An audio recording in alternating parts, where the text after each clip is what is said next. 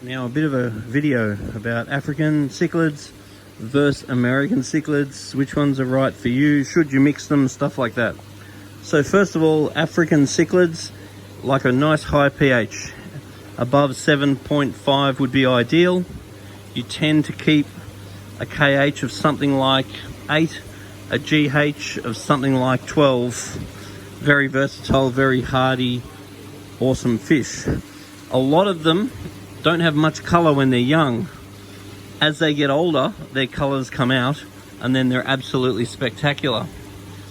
The full size of these fish tends to be around sort of 15 centimeters. 15-20 centimeter fish in general is a large African cichlid, and a lot of them will have absolutely spectacular colors, and there'll be a massive difference regularly between a male and a female. With a lot of these fish, the males are spectacular and the females are quite boring. Absolutely the opposite with humans. The American cichlids, on the other hand, don't tend to need the higher pH. Most of them, once again, are very hardy and very versatile. You tend to keep them more like a pH of 7. Some of them do get more colorful as they get older, not as extreme as the Africans in general, but still the case. But they are a bigger growing, more territorial fish. So if you have a really big fish tank, then by all means go for Americans. If you've got a smaller aquarium, then you might be better off going for African cichlids. So something like a 200-litre aquarium is a great African cichlid tank. Bigger the better though. And then something like a 600-litre aquarium is really a better option for the American cichlids. But once again, change is king. So I wouldn't discourage getting a bunch of Americans, growing them all up, enjoying them. Then when they get to a decent size, you can trade them in, and you could change to Africans. Get a whole bunch of them, grow them up, enjoy them. Then you might change back to community fish or whatever you're going to do, because change is king. I do believe that you set an aquarium up, and being realistic, for about 1 year you love it, and about 1 year you like it, and then you've seen it. So change is really king. Now back over here. So this is a fairly standard African setup. Looking at the size of the fish, sitting around 10 centimeters. There are species of Africans that grow to sort of 30 centimeters, but sort of 15 is more the size you're looking at to get some beautiful colors. And the quality of food that you feed is really 50% of cichlid keeping.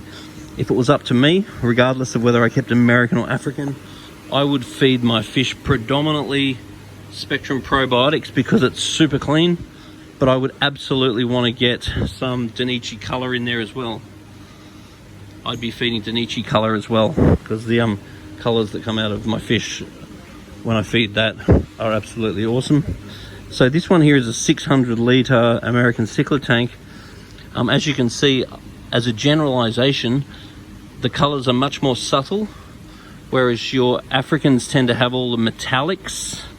So if you wanted like a bright colored tank, you're probably better off going for African cichlids.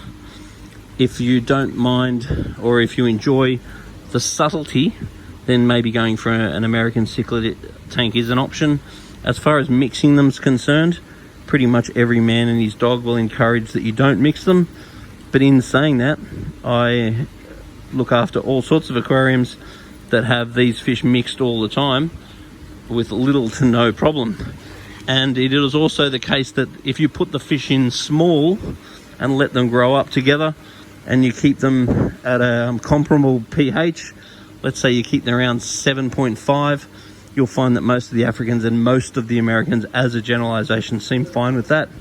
Keep them around sort of 25, 26 degrees, and it's all about suck it and see it. It's all about, will your dog get along with my dog, as far as having them together and as far as mixing them. So with all these sorts of fish, the more that you have, the better they get along. If you have real good filters and real good food, and you've got plenty of them, they tend to get along better.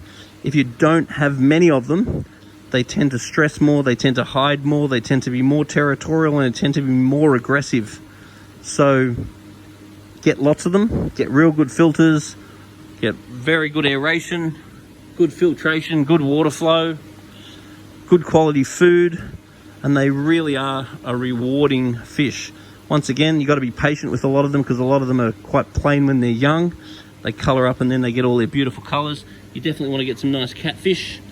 So the catfish keep it clean, and it is the case too with the catfish of Suckerton Sea, because people will put catfish in with their cichlids and they'll go beautifully. Other people will put catfish with their cichlids and find the cichlids actually attack them. So Suckerton Sea is really the order of the day with cichlids, and they are a chaotic fish. They're a highly intelligent fish. You'll really see when you watch your cichlids, this one's friends with that one, and this one hates that one, and this one's got a house and no one else allowed in his house except his mate. And then there's a boss that nobody messes with, and there's a wimp that nobody likes type of thing. So the other thing you really want to be aware of is the boss of the tank.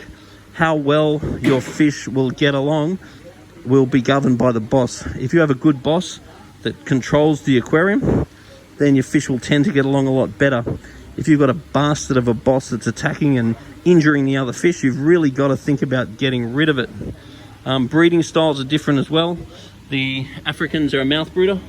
So that one there is breeding at the moment. You can see that the mouth is full of eggs or fry, which is really a lot more economical way to breed in a busy, chaotic tank, because they can just take the babies in their mouth and run around with the babies safe in their mouth, and then they'll go and release the babies into an area like this where they've got some chance of surviving. Whereas the Americans are a substrate spawner, so they're really going to clear half the tank and they're going to try to breed, and that could be quite savage, because the American cichlids, as a generalization, tend to pair up. They create pair bonds, whereas the Africans, the male will just try and fertilize as many females as possible. I'm sure that you know somebody like that. Anyway, put a little comment in the bottom of this video and tell me whether you like African cichlids or American cichlids, or what experience have you had. Why do you like Africans, or why do you like Americans? What advice have you got for someone that's thinking about whether to go for African or whether to go for American? Anyway, don't forget to subscribe to this channel and give it a thumbs up.